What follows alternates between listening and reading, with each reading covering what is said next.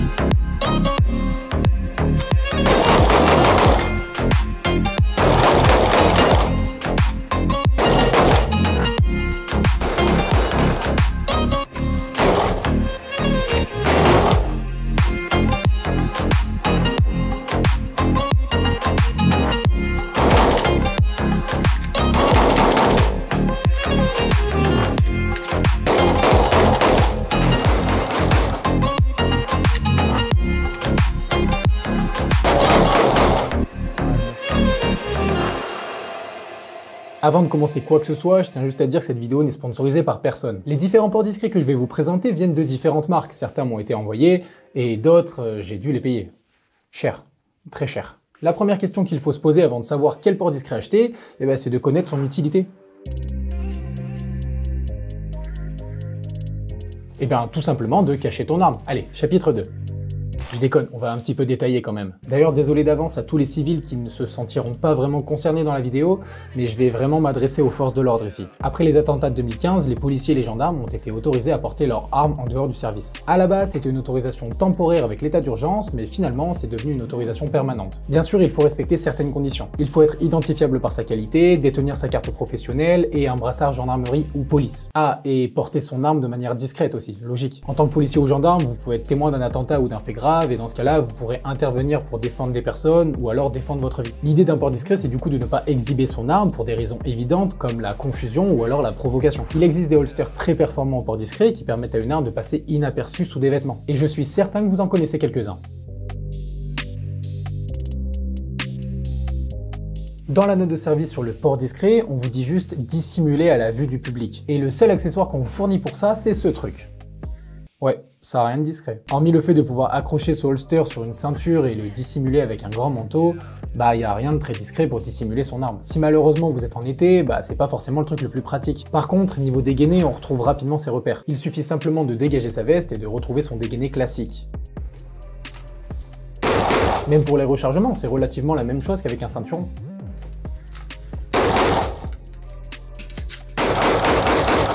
Mais si on doit tout le temps porter une veste ouverte en plus pour dissimuler son arme, c'est clairement pas l'accessoire le plus adapté à tout le monde. Certaines unités qui travaillent avec des vestes de costard, pourquoi pas, mais en France, il n'y en a pas beaucoup. Donc ce truc, bof bof. Deuxième port discret que je vois énormément chez les forces de l'ordre, c'est la ceinture élastique. Gros point positif, c'est que tu peux tout foutre dessus. Armes, chargeurs, menottes et brassard. Et c'est clairement le seul point positif du truc. Une fois que tu l'as mise, elle remonte tout le temps, elle gratte, elle te fait transpirer et en plus de ça, elle tourne, ce qui fait qu'une fois t'as l'arme à droite, une fois t'as l'arme devant. C'est vraiment nul. Donc franchement, c'est pas super bien foutu, surtout au moment de sortir son arme. Ta seule rétention, c'est cette languette en velcro et une fois enlevée, il n'y a plus rien qui tient. Ce qui fait qu'en plus, au moment de dégainer, tu dois faire 3 étapes. Soulever ton haut, tirer la languette et ensuite sortir ton arme. Le temps est donc assez long et la prise en main de ton arme, elle est vraiment pas top. Rajoutez à ça que pour dissimuler correctement la ceinture, faudra la porter super haut et dégainer une arme qui se situe au niveau de ses côtes ou de son aisselle, c'est vraiment pas simple. Pour moi, son utilisation parfaite, ce serait de l'équiper avec la radio, les menottes, le garrot, le brassard et de la coupler avec un holster port discret que je vais vous montrer plus tard dans la vidéo. Certaines unités qui travaillent en civil travaillent comme ça d'ailleurs et c'est un très bon compromis à mon sens. Autre chose que je vois beaucoup chez les gendarmes, c'est ça, le holster de ponté. C'est sûrement le holster le plus minimaliste et le plus compact que tu vas trouver,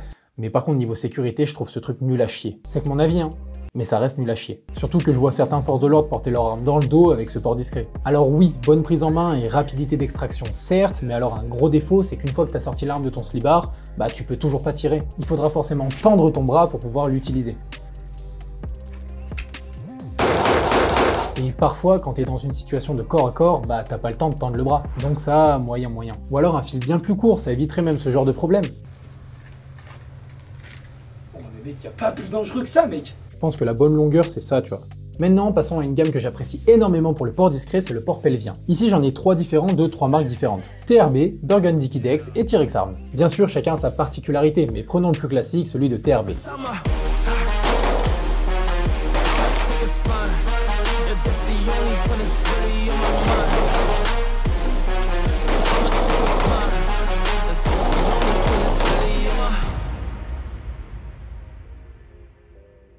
J'ai dit que c'était le plus classique pour plusieurs raisons. Tout d'abord, c'est une seule et même pièce en Kydex et l'effet de carbone que vous voyez, c'est simplement de la déco. Il est composé à droite d'un holster pour l'arme et à gauche d'un porte-chargeur unique comme sur tous les pelviens. Pour ceux qui se demandent si c'est confortable une fois qu'on est assis, oui, ça n'écrase absolument rien et ce dans n'importe quelle position. Au niveau de l'extraction, la prise en main de l'arme est très bonne puisqu'elle est vraiment dégagée.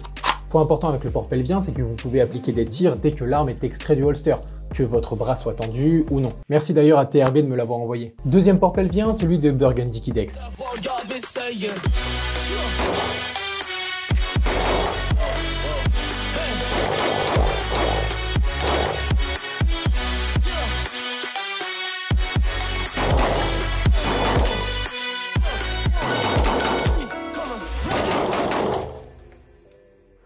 Ce holster, il est en 2 parties, maintenu par un élastique au centre.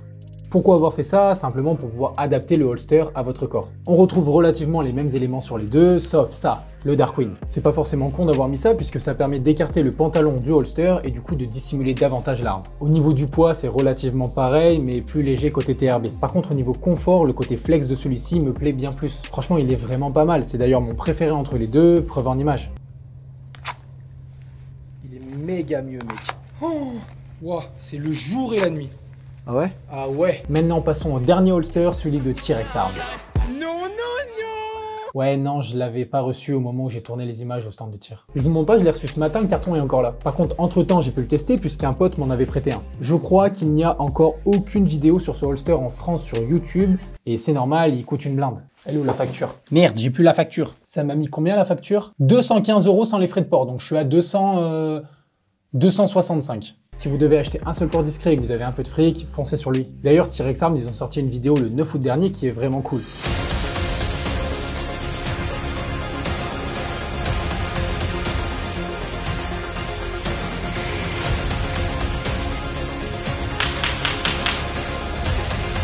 Je vous la fais courte, mais en gros, ils révolutionnent le game. Pourquoi? Parce que ça va faire 6 ans qu'ils évoluent au niveau de la conception de leurs produits, et que là, ils ont sorti un vrai petit bijou. L'idée est hyper simple, mais il fallait y penser. En fait, entre les deux parties, celle pour le holster et celle pour le porte-chargeur, il y a une tige en métal qu'on peut enlever pour du coup changer les accessoires qui se trouvent ici. Je vais vous montrer ça.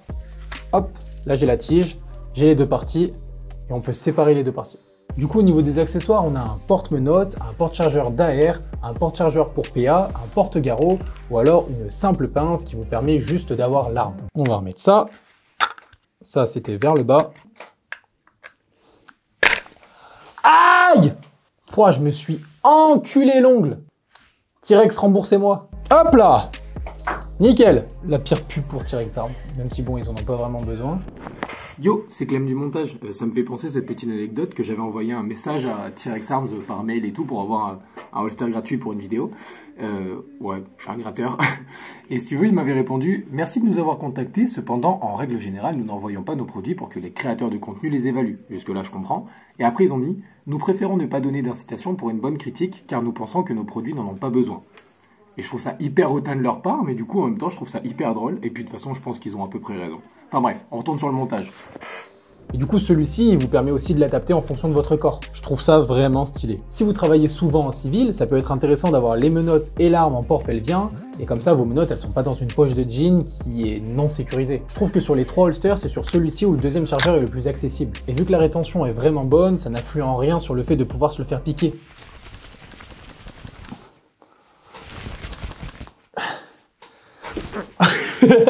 Parmi tous les accessoires, c'est pour moi ces deux-là les plus utiles. Enfin, avec le porte-garrot aussi, c'est toujours important d'avoir un garrot sur soi. D'ailleurs, en parlant de ça, récemment, Chimera Stratégie a sorti un accessoire qui peut être complémentaire à ça, dans lequel vous pouvez mettre une trousse de soins, un garrot, un couteau, qui se met sur le côté sur le côté.